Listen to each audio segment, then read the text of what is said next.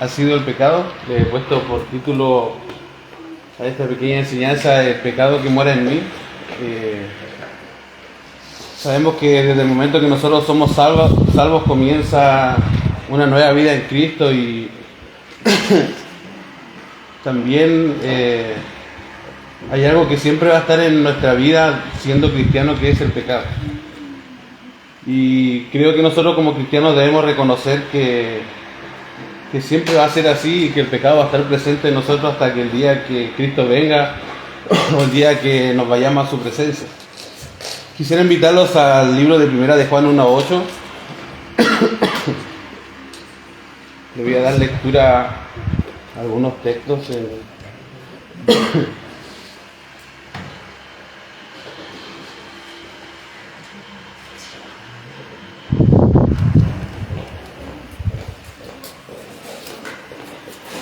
¿Llegaron, no? Sí. Primera de Juan, capítulo 1, versículo 8 dice: si decimos que no tenemos pecado, nos engañamos a nosotros mismos y la verdad no está en nosotros. El versículo 10 también dice: si decimos que no hemos pecado, le hacemos a él mentiroso y su palabra no está en nosotros. Entonces, a mí me gusta cómo Juan en este libro muestra el pecado como no dice si decimos que ustedes tienen pecado, sino que dice si decimos que si tenemos pecado. O sea, realmente abarca a todo el mundo cristiano. En este punto yo me quiero solo enfocar el pecado en la persona salva, no en la persona que aún no ha conocido a Dios, sino en la persona que es salva en este momento. Realmente nosotros como cristianos, primero que nada tenemos que reconocer que sí, el pecado está en nosotros y que mora en nosotros. En el libro de Salmo 51 vemos cómo el rey David también entendía esto, porque él dice en el Salmo 51:3, le voy a dar lectura.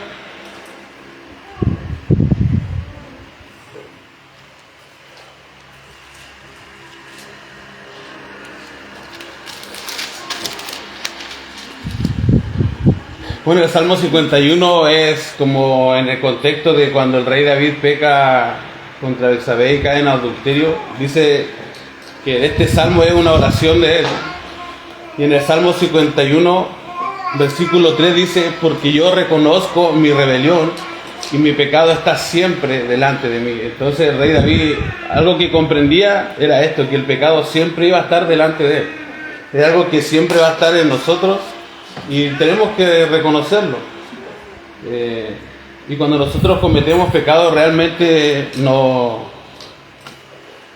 primeramente nos afectamos directamente a una persona, sino que nuestro pecado es directamente contra Dios. Cuando nosotros quebrantamos la ley de Dios, nosotros pecamos directamente contra Él. El rey David continúa diciendo en el 51:4, dice: contra ti solo he pecado y he hecho lo malo delante de tus ojos, para que sea reconocido justo en tu palabra y tenido por puro en tu juicio. O sea, él reconocía que directamente cuando nosotros pecamos directamente contra Dios, contra nadie más que Él. Entonces eso siempre va a tener una consecuencia en nosotros como cristianos siendo salvos. Quisiera hablarle un poco de las consecuencias que trae el pecado. Primero que nada, cuando nosotros pecamos, todos sabemos que la salvación no la perdemos, pero hay algo que sí perdemos, que es la comunión con el Señor. Nosotros en el momento que pecamos perdemos algo muy importante, que es la comunión con Él. Y esa comunión, primero que nada, tiene que ser restaurada. Quiero mostrarle en el libro de Primera de Juan 1:6,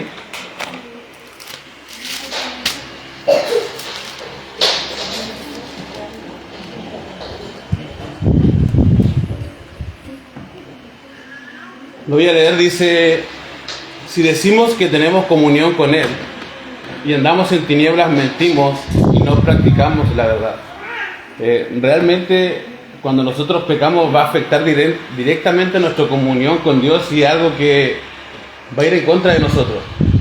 Porque no, cuando yo peco delante de Dios, no me paro y oro como cualquier persona normal. O llego y tengo algún problema y digo, voy a acudir a Dios.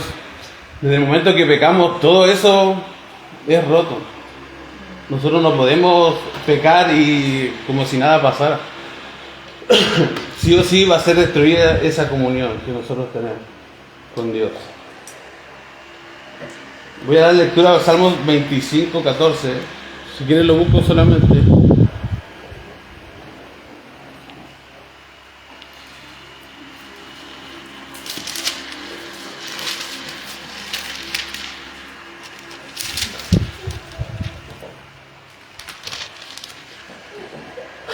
En el Salmo 25, 14 dice: la comunión íntima de Jehová es con los que le temen, y a ellos hará conocer su pacto.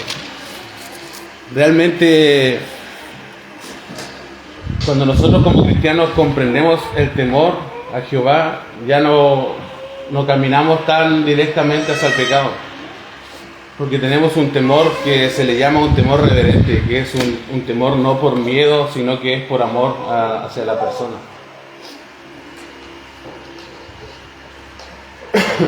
También hay otra cosa que nosotros perdemos cuando pecamos, aparte de la comunión. Perdemos el gozo. En el libro de Lamentaciones quisiera leer algunos textos. Lamentaciones del capítulo 5, voy a leer unos textos en adelante.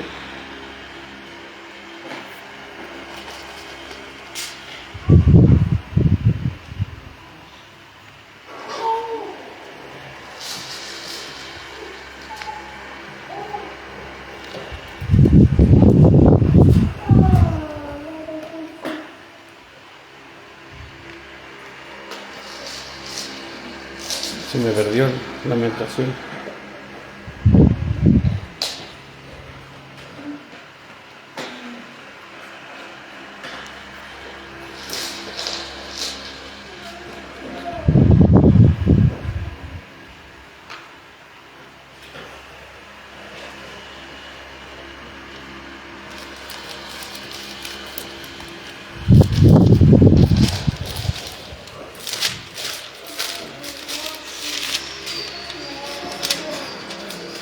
Se me había perdido, hermano, no lo encontré. No sé si lo tengo. Quisiera leer algunos versículos en el libro de Lamentaciones, capítulo 5, de versículo 15 al 17.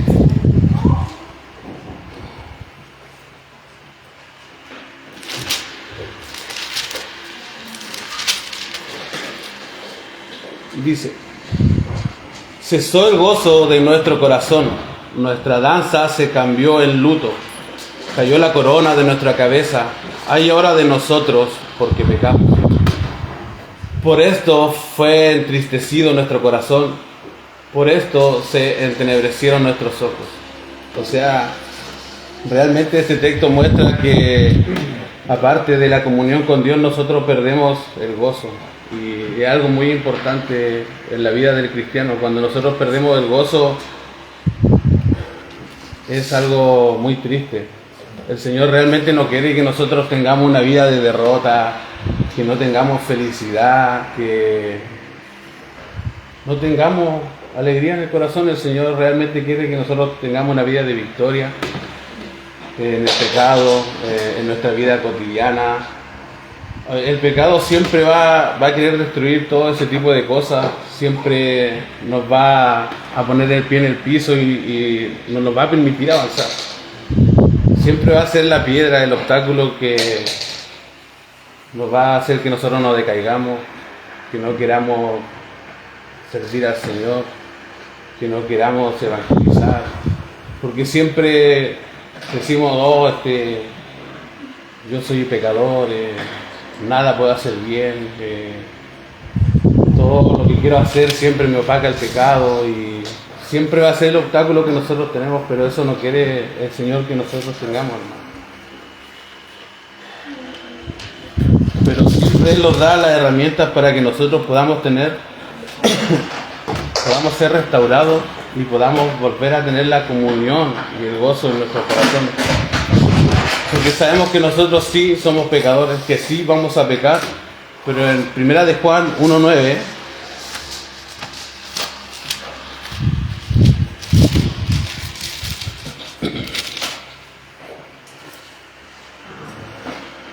Primera de Juan 1:9 dice: si confesamos nuestros pecados, Él es fiel y justo para perdonar nuestros pecados y limpiarnos de toda maldad.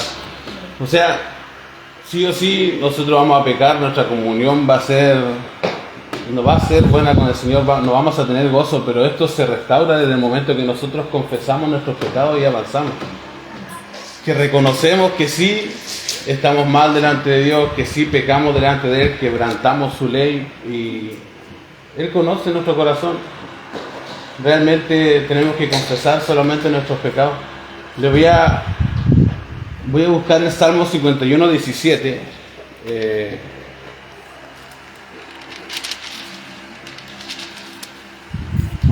Tenemos muy buenos ejemplos en la Biblia. El rey David, dice la Escritura que era un rey conforme al corazón de Dios y realmente él también tenía pecado.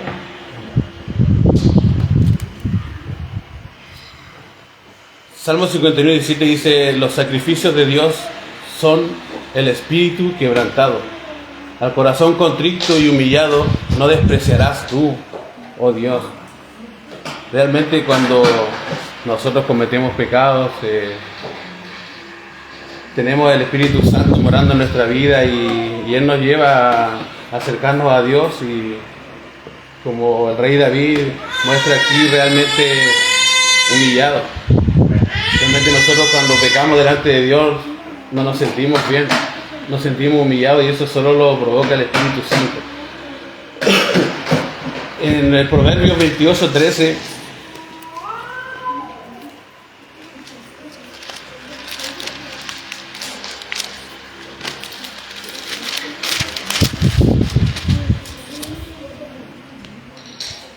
le voy a dar lectura. Proverbios 28:13 dice: el que encubre sus pecados no prosperará, mas el que los confiesa y se aparta alcanzará misericordia. Realmente tenemos un Dios grande en misericordia, siempre está puesto a perdonarnos, a restaurar la comunión con nosotros, a que nosotros tengamos ese gozo que necesitamos, y realmente les animo, hermano, a que podamos tener una vida de victoria, de gozo, de un caminar con el Señor. Así como el rey David muestra un verdadero arrepentimiento en el Salmo 51, mostrándonos varios textos. Es un gran ejemplo para nosotros que recién estamos comenzando a caminar con el Señor, en nuestra comunión con Él íntima, y no nos podemos desmayar, hermanos. Realmente sí vamos a pecar siempre, pero tenemos que reconocer nuestro pecado, orar al Señor, pedirle perdón y seguir avanzando, porque hay un largo camino. También, hermanos, tenemos un gran ejemplo que es el del apóstol Pablo.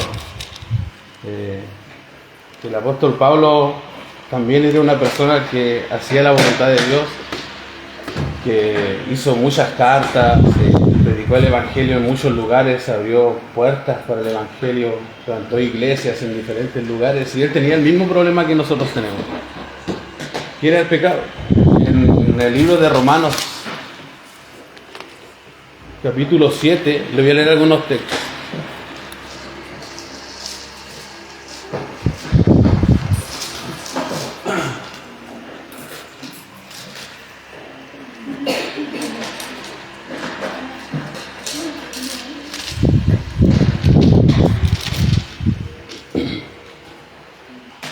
En el libro de Romanos, capítulo 7, del versículo 15 en adelante, también tiene un título. Eso fue lo que me inspiró al título de la pequeña enseñanza: el pecado que mora en mí.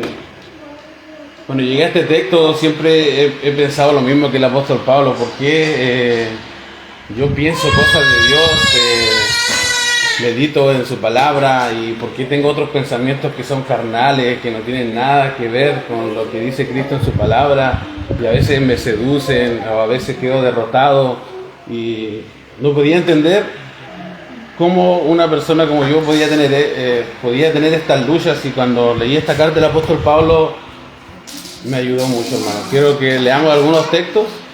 Dice, del versículo 15 en adelante: porque lo que hago no lo entiendo, pues no hago lo que quiero, sino lo que aborrezco, eso hago. Y si lo que no quiero, esto hago, apruebo que la ley es buena. De manera que ya no soy yo quien hace aquello, sino el pecado que mora en mí. Entonces, cuando empecé a leer estos textos, cada vez podía comprender más la situación en la que yo me encontraba. Porque el apóstol Pablo muestra aquí, dice, y el pecado que mora en mí. Y cuando nosotros vemos esta palabra, que mora en mí, y él dice el pecado, yo como que pensé y como que me asusté un poco. Porque cuando él habla de morar, nosotros vemos que cuando nosotros somos salvos, dice que el Espíritu Santo mora en nosotros. Entonces, cuando él dice que el pecado también, vemos que hay dos cosas que están morando en nosotros. Y esa es como la lucha constante que tenemos como cristianos. Dice, de manera que ya no soy yo quien hace aquello, sino el pecado que mora en mí. Y yo sé que en mí, esto es en mi carne, no mora el bien. Pero el querer el bien está en mí, pero no el hacerlo. Porque no hago el bien que quiero, sino el mal que no quiero. Y si hago lo que no quiero, ya no lo hago yo, sino el pecado que mora en mí. O sea, por segunda parte, nos sigue mostrando que el pecado mora en nosotros. O sea, va a ser algo que siempre va a estar con nosotros. Entonces tenemos dos cosas morando en nosotros: el Espíritu Santo y el pecado, que se le llama el viejo hombre o la carne. Ahora, está en nosotros esta lucha constante. Si nosotros queremos que realmente la carne tome poder en nosotros, ¿qué tenemos que hacer? Es muy simple: no orar, no congregarnos, no leer la palabra de Dios, no servir al Señor, no hacer nada para el Señor. Realmente eso le va a dar mucho poder a la carne, y la carne va a destruirnos. Hermano, yo lo doy por experiencia. El pecado nos va a destruir y nos va a poner el pie, y hasta ese momento nosotros vamos a comprender la consecuencia del pecado como cristianos.